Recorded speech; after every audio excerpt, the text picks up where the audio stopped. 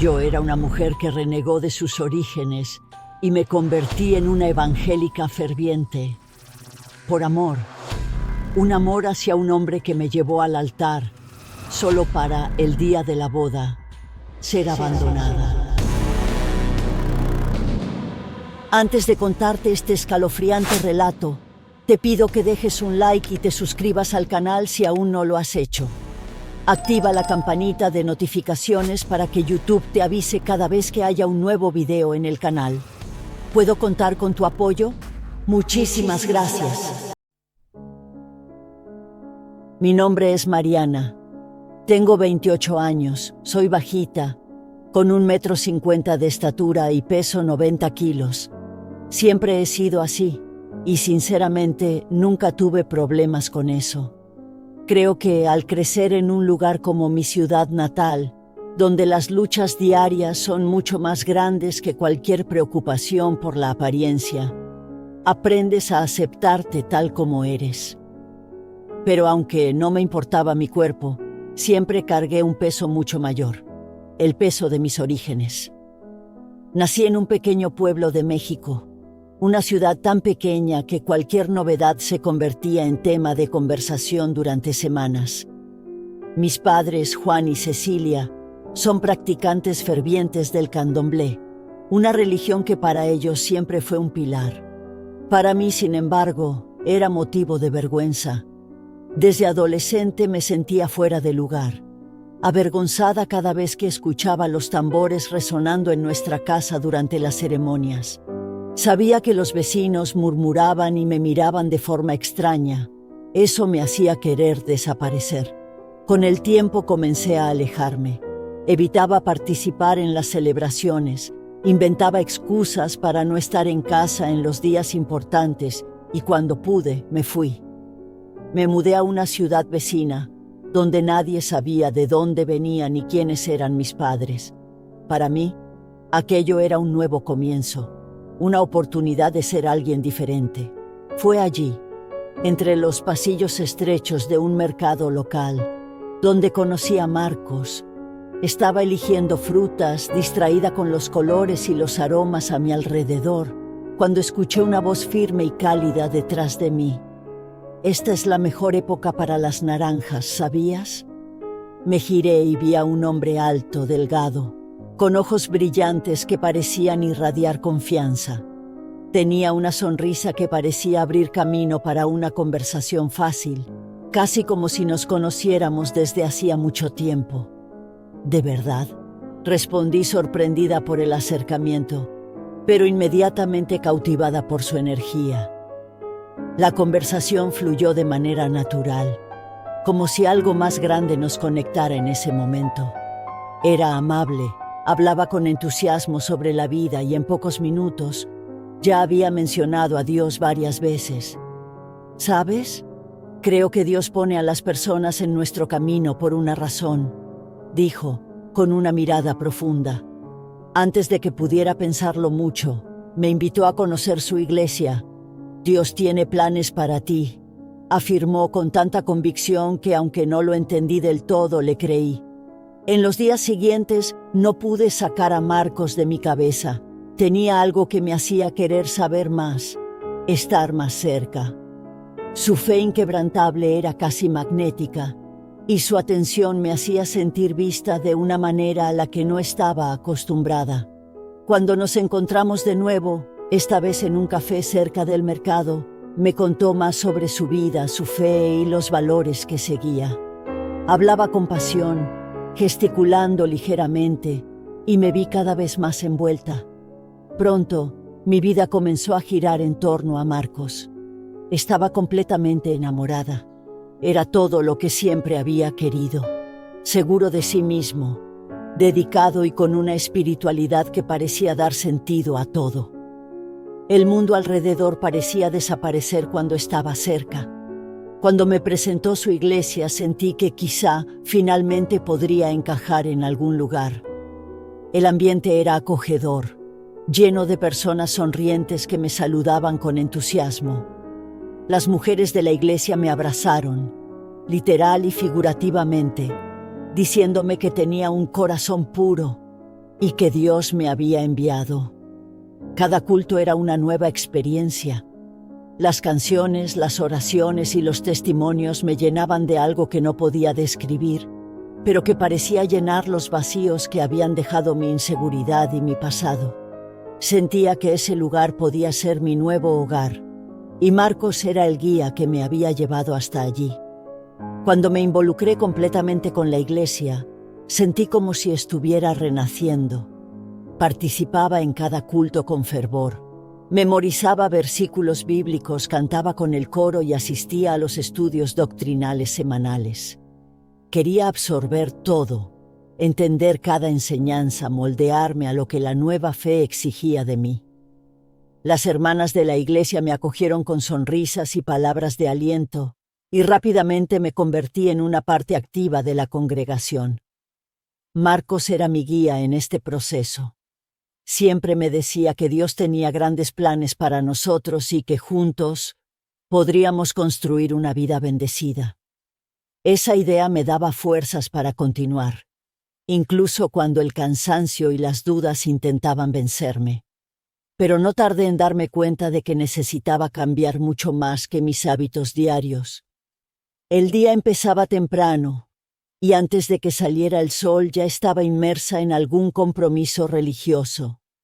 Marcos era uno de los miembros más activos de la congregación, siempre participando en reuniones, ensayos y eventos. Por supuesto, yo me esforzaba por estar a su lado en todo, no porque alguien me obligara, sino porque quería demostrar que era digna de ser su compañera. Los primeros trabajos fueron sencillos: organizar las sillas para los cultos, repartir folletos y ayudar con la limpieza del templo. Pero con el tiempo, mis responsabilidades aumentaron. Pronto estaba ensayando con el coro, colaborando en la cocina durante los almuerzos comunitarios e incluso liderando grupos de oración. Marcos siempre decía que Dios me había enviado para ser una bendición en la iglesia, y yo lo creía. Había semanas en las que apenas podía descansar. Durante el día, me dedicaba a mi trabajo como asistente administrativa en una pequeña empresa local, pero la iglesia consumía el resto de mi tiempo. Las reuniones nocturnas eran frecuentes, y muchas veces tenía que salir antes del trabajo para asistir. Marcos no me lo exigía directamente, pero siempre enfatizaba lo importante que era estar unidos en la obra de Dios. Como quería agradarle, nunca me negaba. Los fines de semana eran aún más intensos. Los cultos del domingo comenzaban temprano por la mañana, y después siempre había algo que hacer: repartir canastas básicas, visitar a hermanos enfermos o participar en estudios bíblicos. Recuerdo un sábado en el que pasamos todo el día en la iglesia decorando el salón para un evento infantil. Había planeado usar mi tiempo libre para lavar ropa y organizar mi casa, pero terminé sacrificando esas tareas. Mi vida parecía girar en torno a la iglesia y a Marcos. Poco a poco, comencé a sentir el impacto de esa rutina. Mi jefe se quejaba de las veces que necesitaba salir antes, y algunas tareas se acumulaban en mi escritorio. Pero no podía darme el lujo de perder ese trabajo. Aún así, parecía imposible equilibrar ambas cosas. Durante el horario laboral, mi cuerpo estaba presente, pero mi mente estaba en la iglesia, pensando en el próximo culto, el próximo ensayo o la próxima actividad. Lo que más me agotaba no era el trabajo físico, sino el peso emocional. Cada día parecía que tenía que demostrar, no solo a Marcos, sino a toda la congregación, que mi fe era auténtica. Era como si hubiera una expectativa constante de que debía entregarme más, dedicarme más. Incluso los momentos de oración se convirtieron en una obligación, como si no orar lo suficiente fuera una falta imperdonable. A pesar de todo, seguía adelante. Marcos era la razón de toda mi dedicación. Era el hombre que quería a mi lado para siempre, y en el fondo creía que todo ese esfuerzo valdría la pena al final.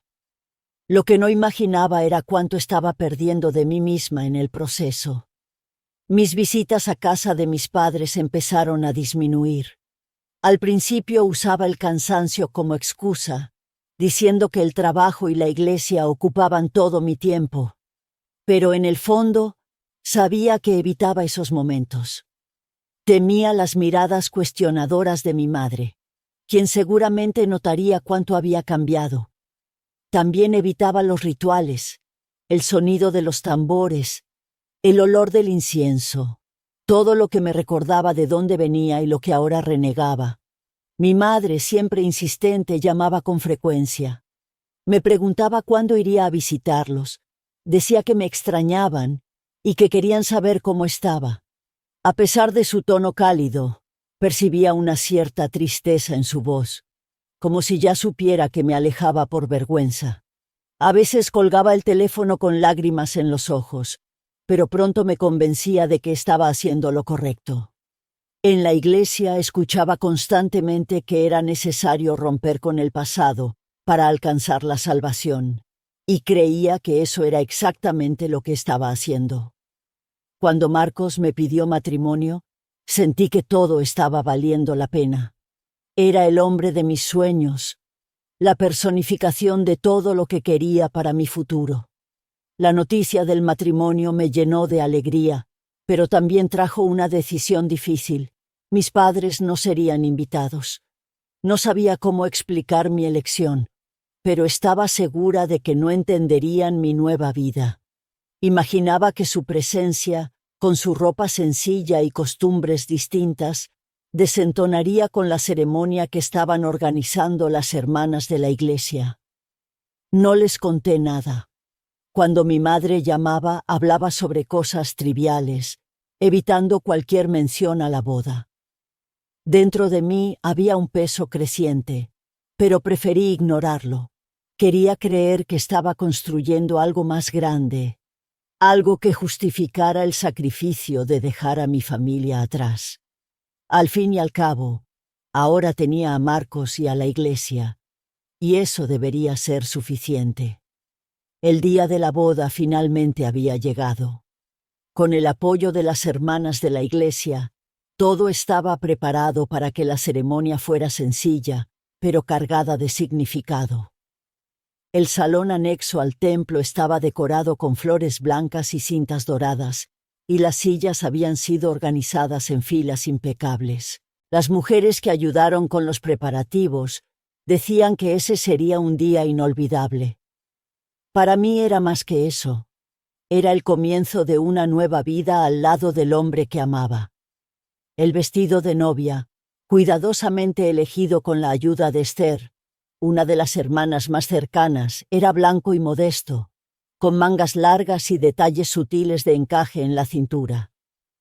Era exactamente lo que la doctrina predicaba, un símbolo de pureza y devoción. Al mirarme en el espejo, sentí una alegría profunda. Me sentía hermosa y por un momento dejé atrás todas las dudas e inseguridades que me habían atormentado en los últimos meses. Estaba lista para decir sí y empezar mi vida con Marcos.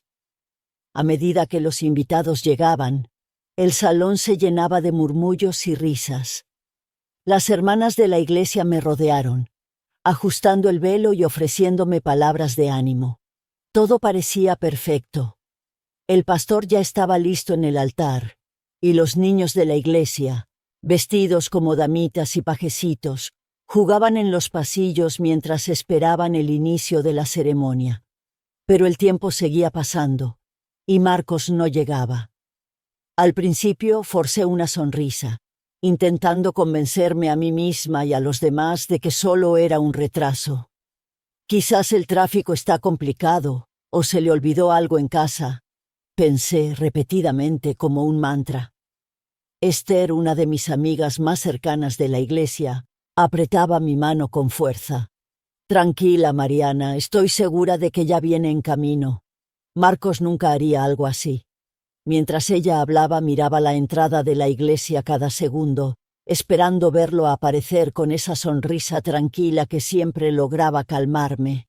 Pero el vacío en la puerta parecía hacerse cada vez más grande, y el nudo en mi pecho solo aumentaba. Cuando pasó la primera hora, empecé a notar las miradas a mi alrededor.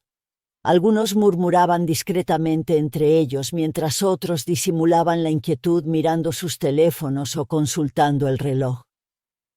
Esther y otra hermana de la iglesia decidieron llamar a Marcos. Observé ansiosa mientras ella colocaba el teléfono en su oído. «Está apagado», dijo con un tono de preocupación disfrazada. Mi corazón dio un salto. Quizás se le olvidó cargar el celular, alguien sugirió, pero la explicación sonaba débil. Después de más llamadas sin éxito, decidieron preguntar a los padres de Marcos que estaban en el salón al fondo. Parecían tan confundidos como yo. «Salió temprano de casa», dijo su madre con una expresión perpleja. Estaba tranquilo, no dijo nada extraño. La segunda hora de espera fue aún más tortuosa. El silencio en el salón se volvió insoportable. El pastor se acercó y me pidió que me sentara, diciendo que Dios trabaja de maneras misteriosas y que necesitaba mantener la fe. Pero esas palabras que tantas veces me habían consolado ahora sonaban vacías. Mis manos temblaban. Mientras tanto, Esther y otras hermanas intentaban distraerme con palabras de apoyo, pero ninguna tenía sentido. Empecé a preguntarme si algo grave había ocurrido. ¿Un accidente? ¿Un malentendido? No podía aceptar que Marcos simplemente no se presentaría. Él había prometido que estaría allí, que sería un día perfecto. Cuando la tercera hora comenzó a acercarse, las personas empezaron a irse discretamente. Algunas se acercaban a mí, con miradas de lástima, diciendo frases como: «Todo va a estar bien, Mariana». Otras personas ni siquiera tuvieron el valor de hablar conmigo, solo se despidieron con un gesto. Permanecí sentada en el banco de enfrente mirando fijamente al altar vacío, incapaz de moverme. Cada minuto parecía una eternidad. Fue entonces cuando me di cuenta de que no podía esperar más. Con lágrimas corriendo por mi rostro me giré hacia el pastor y, con la voz entrecortada, anuncié que la ceremonia tenía que ser cancelada. Él no va a venir», dije, sintiendo como si cada palabra fuera un puñal. El pastor asintió con pesar y pidió que todos se reunieran en oración. Pero yo no podía rezar. Mi corazón estaba demasiado pesado, dividido entre la decepción y una preocupación genuina. ¿Habría ocurrido algo terrible con Marcos? Mientras el salón se vaciaba, permanecí allí, sola por un tiempo más, mirando el altar, con el velo aún sujeto a mi cabeza, sosteniendo el ramo como si fuera mi última conexión con ese día que debía haber sido el más feliz de mi vida. Pero en ese momento, todo lo que sentía era un vacío profundo, como si una parte de mí hubiera sido arrancada sin explicación. Por días esperé noticias, pero fue solo cuando los padres de Marcos vinieron a verme que la verdad finalmente salió a la luz.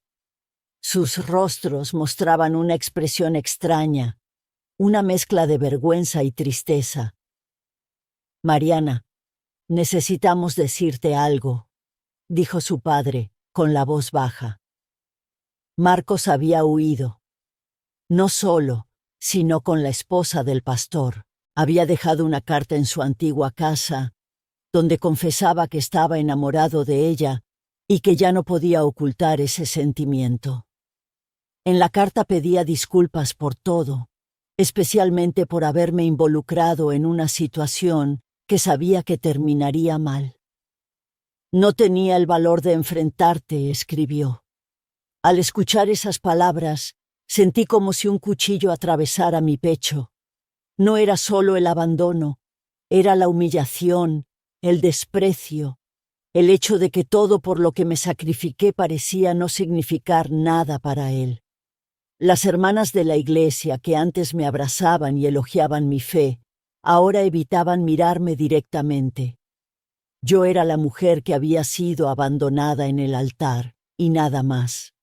Sola en mi habitación esa noche, aún con el vestido de novia puesto, lloré hasta que ya no me quedaban lágrimas. No era solo dolor, Era un odio creciente que comenzaba a apoderarse de mí. Lo había dado todo por él. Renegué de mi familia, de mi historia y de mi identidad.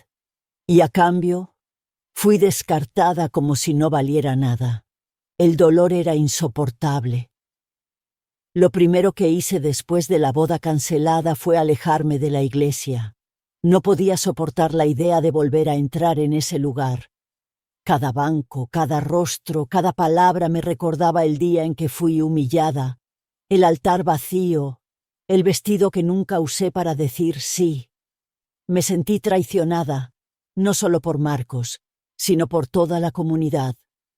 Todas esas promesas de apoyo, de que Dios tenía un plan, ahora parecían mentiras. Era como si todo lo que había construido allí se derrumbara de golpe. Mientras empacaba mis cosas para dejar la casa que alquilaba cerca de la iglesia, recordé todo lo que sacrifiqué por él.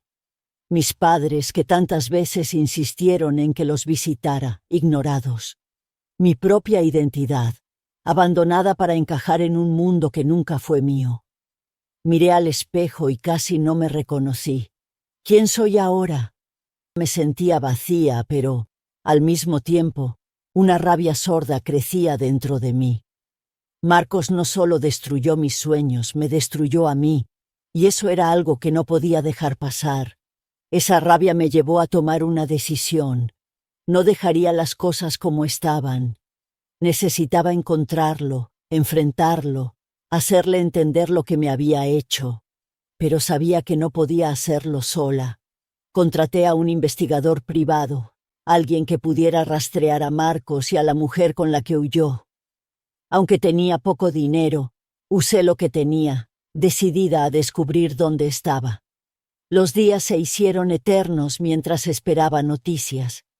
Finalmente, el investigador me llamó. Marcos estaba viviendo en mi antigua ciudad natal, la misma que dejé atrás cuando intenté alejarme de mi pasado. Él y la esposa del pastor vivían en una casa aislada, lejos del centro, aparentemente tratando de evitar cualquier atención.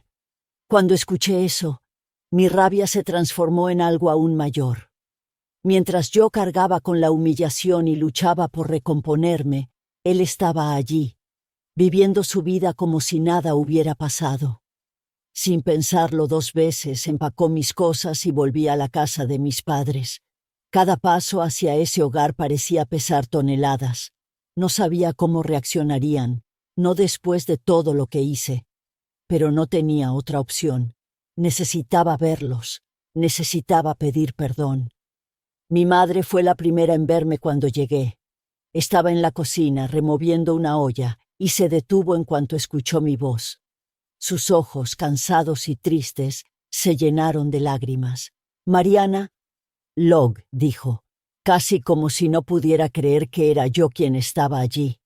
No pude contener las lágrimas. Corrí a abrazarla, suplicándole perdón. Le dije cuánto lo sentía por haberlos renegado, por ignorar todo lo que habían hecho por mí y por haber elegido un camino que me alejó de ellos. Mi padre apareció en la sala caminando despacio, con esas manos encallecidas que tanto me recordaban mi infancia. No dijo nada, solo me miró por un largo momento antes de abrir los brazos para acogerme. En ese instante todo el peso que llevaba parecía disiparse. Me recibieron de vuelta como si nunca me hubiera ido. Mientras estábamos sentados a la mesa les conté todo. Sobre Marcos, sobre la boda cancelada, sobre la traición. Mi madre escuchaba en silencio, pero sus ojos reflejaban el dolor que sentía al verme en ese estado. Cuando terminé, dije algo que incluso me sorprendió a mí misma. «Quiero venganza, mamá. Quiero que él pague por todo lo que hizo». Ella levantó la mirada sorprendida. «Mariana, el odio no te traerá paz», dijo con una voz tranquila pero firme. «Eso no es lo que te enseñé». Pero yo no quería paz. No aún. Quería justicia, aunque tuviera que hacerla con mis propias manos. Le supliqué que me ayudara recordándole que tenía el conocimiento necesario, que sabía cómo usar la magia que tantas veces había presenciado en mi infancia. Ella dudó. Mi madre siempre creyó que el candomblé era una fuerza para el bien, para ayudar y sanar, no para causar destrucción. Pero al ver el estado en el que estaba, cedió. Me abrazó de nuevo y dijo: «Si esto es lo que necesitas para seguir adelante, entonces lo haremos». En ese momento sentí que finalmente estaba retomando el control de mi vida. El siguiente paso sería reunir todo lo necesario para asegurarme de que Marcos entendiera que nadie sale impune de sus acciones. Cuando mi madre finalmente aceptó ayudarme, una mezcla de alivio y determinación se apoderó de mí. Sabía que estaba cruzando una línea de la que no habría vuelta atrás, pero no me importaba. Marcos había destruido mi vida, y ahora era mi turno de destruir la suya. Reuní los objetos personales que aún guardaba de él: una camisa que había olvidado en mi casa, el anillo que debía haber usado el día de la boda y una foto antigua que le había tomado sonriendo. Irónico cómo algo tan simple, que antes simbolizaba amor, ahora sería usado como arma. Mi madre comenzó los preparativos para el ritual en la sala principal de la casa, que fue transformada en un altar improvisado. En el centro, colocó un paño negro bordado con símbolos del candomblé. Alrededor, encendió velas negras y rojas, iluminando el espacio con una luz tenue y amenazante. Quemaba inciensos que llenaban el aire con un aroma fuerte y denso. Pequeños platos con ofrendas, frutas, monedas y hierbas, fueron dispuestos de manera meticulosa. Me pidió que me sentara a su lado mientras comenzaba a recitar cánticos en un idioma que apenas reconocía. Las palabras fluían con una fuerza que parecía llenar la sala de energía. Cada frase vibraba en el aire, como si el ambiente se cargara con una presencia invisible. Mi madre me entregó la camisa de Marcos y me pidió que la colocara en el centro del altar.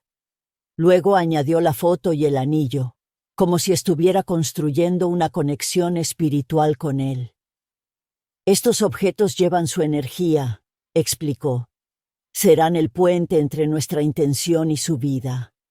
Después tomó unas tijeras pequeñas y me pidió que le entregara un mechón de mi cabello. Dudé por un momento, pero ella explicó que el cabello simbolizaba el lazo roto entre nosotros. «Este es el último pedazo de él que aún llevas contigo. Después de esto, ya no tendrá ningún poder sobre ti». Corté el mechón y lo coloqué sobre los demás objetos. El ritual continuó, y mi madre me pidió que recitara palabras específicas mientras trazaba símbolos en el aire y sobre el altar con sus manos. Su voz era firme pero cargada de emoción. Por primera vez sentí que lo hacía no solo por mí, sino también por ella. Quizás era su forma de asegurarse de que nadie volviera a lastimarme.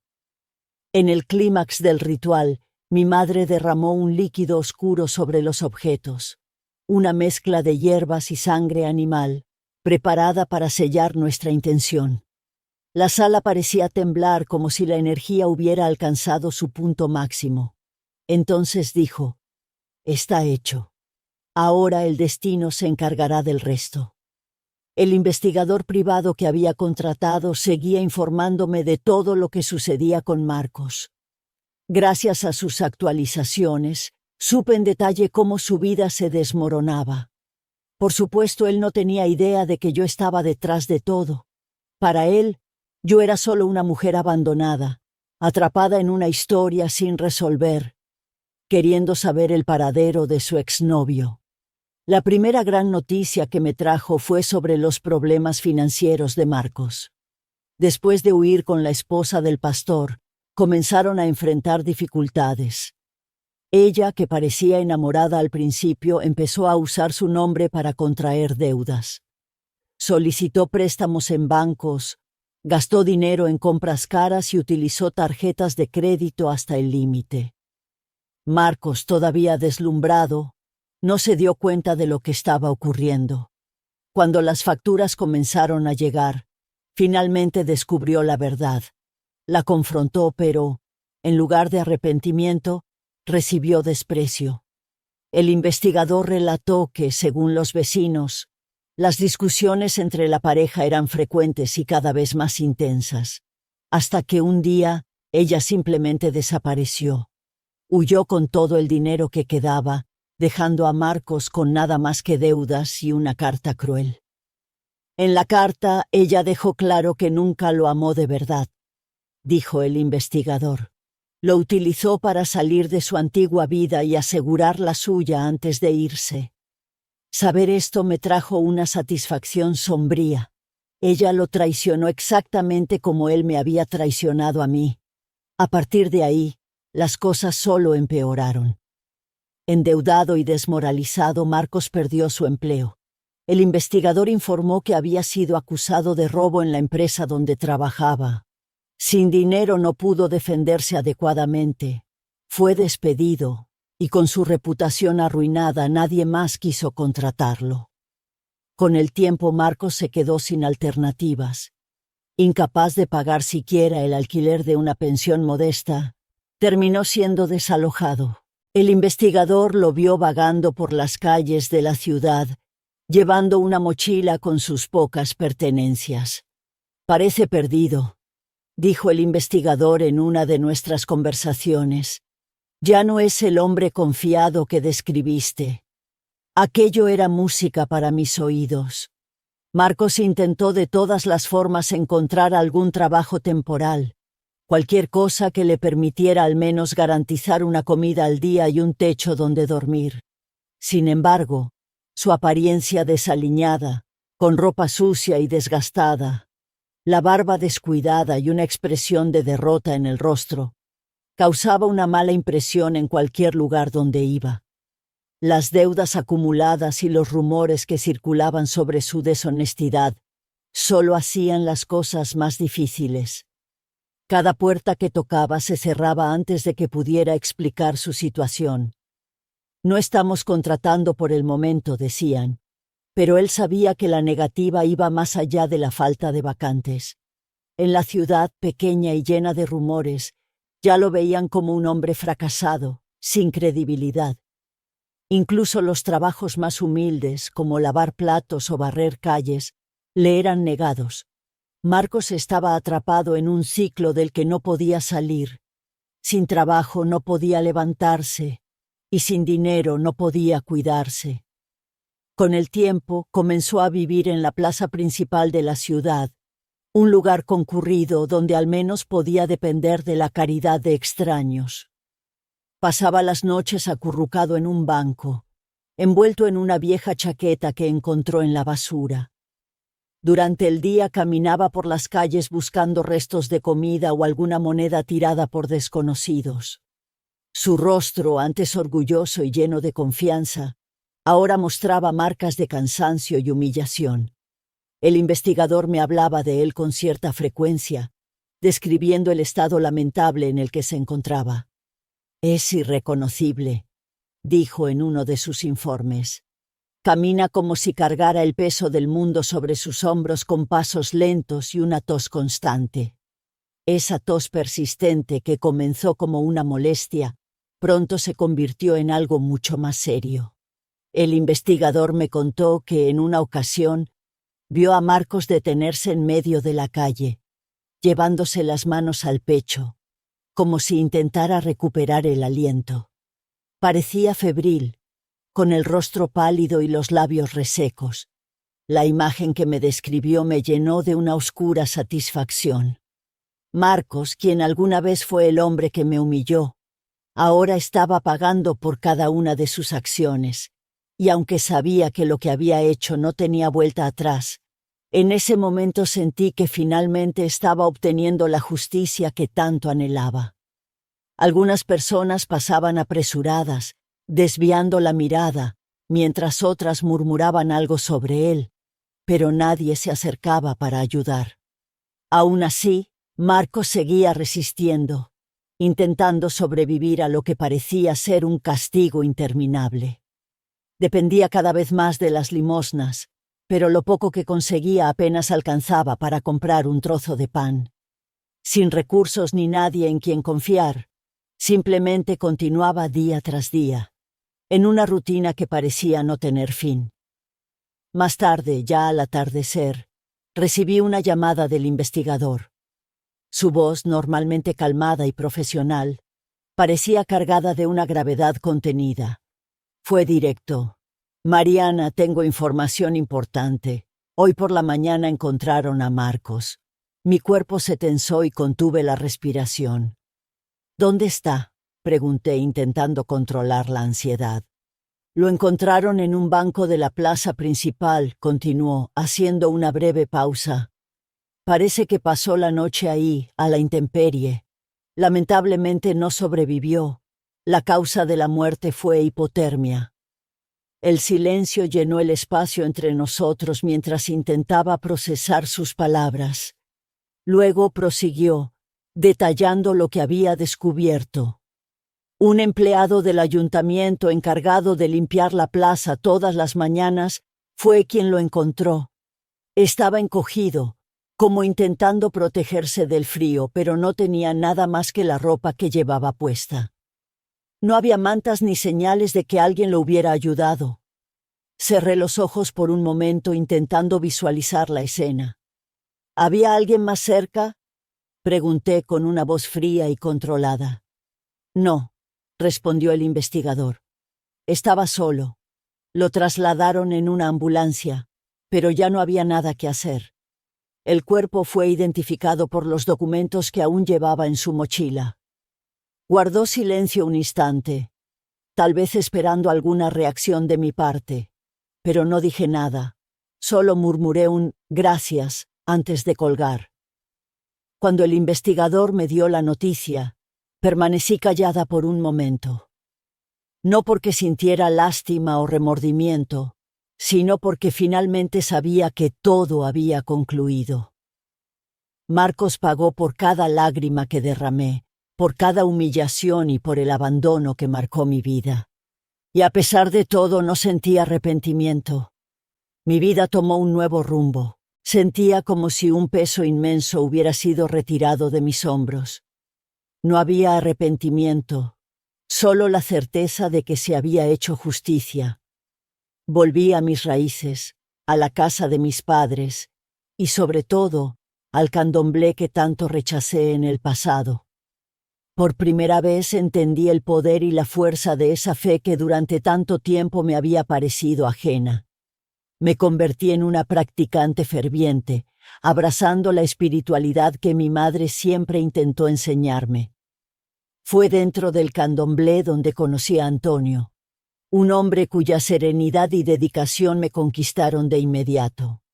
Era cariñoso y tenía una visión del mundo que me mostró que el amor verdadero no exige sacrificar quién eres. Antonio no solo me aceptó tal como era, sino que también valoró mis experiencias y el camino que me había llevado hasta él. Nuestra relación creció de forma natural, construida sobre la base de la confianza y el respeto mutuo. Comprendía mi dolor y mis elecciones, pero nunca me juzgó por ellas. Al contrario, su apoyo me ayudó a encontrar fuerzas para seguir adelante. Cuando llegó el momento de casarnos, realizamos la ceremonia civil, como lo exigen las leyes en España. Pero decidimos complementar ese momento con una celebración simbólica dentro de nuestra comunidad. Fue un ritual sencillo pero lleno de significado, con cánticos y bendiciones tradicionales del candomblé que unieron nuestras historias y nuestras familias. Invité a mis padres a participar en ambos momentos, y fueron los primeros en bendecirnos durante la celebración. La sonrisa en sus rostros mientras compartíamos esas etapas fue la mayor prueba de que finalmente estábamos en paz como familia.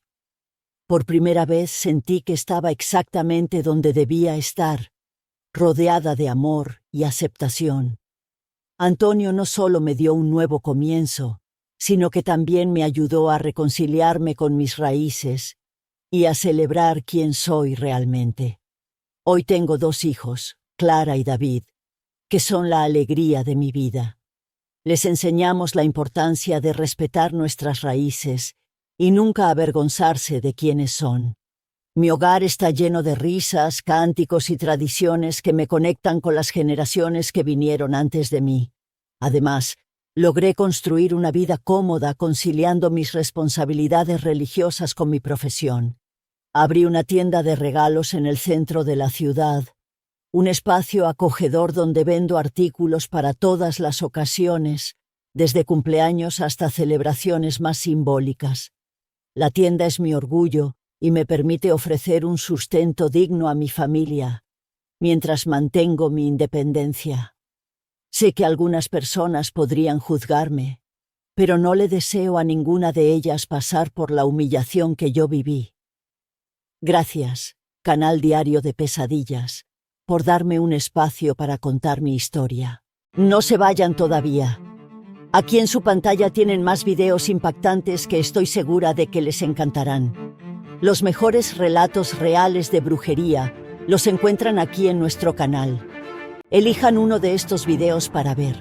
Les garantizo que vale mucho la pena. Hasta la próxima.